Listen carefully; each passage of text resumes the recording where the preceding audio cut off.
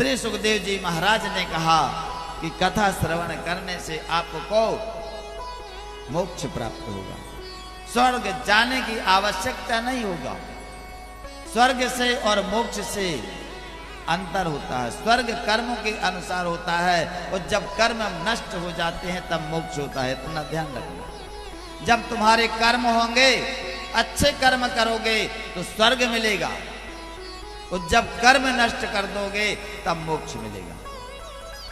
बिना कर्मों के नष्ट होने में, कर्मों के नष्ट होने के बाद ही मोक्ष होता है।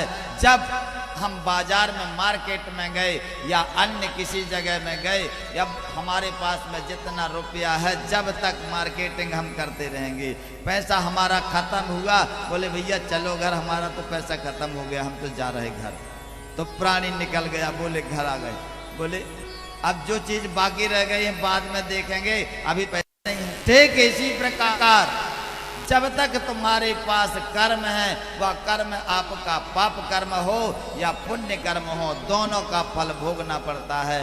और जब तक वो पुण्य पाप के कर्म हैं, तब तक तुम आते जाते रहोगे। मार्केट जाओगे फिर घर चले जाओगे, मार्केट जाओगे फिर घर चले जाओगे।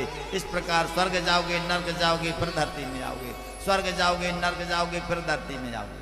और मोक्ष होने के बाद में ना स्वर्ग जाना है ना धरती में आना है, मोक्ष हो जाता है। अर्थात उसके स्वतः लोक प्राप्त होता है, स्वयं का एक लोक निर्मित हो जाता है। जैसे ध्रुव महाराज को ध्रुव लोक का निर्माण हुआ, वहां से फिर आना नहीं पड़ता है। आप भ्रमण कर सकते हो, देख सकते हो सृष्टि को आकर के, तुमको यहाँ निवास करने की आवश्यकता नहीं पड़ेगी। उसे मोक्ष कहते हैं।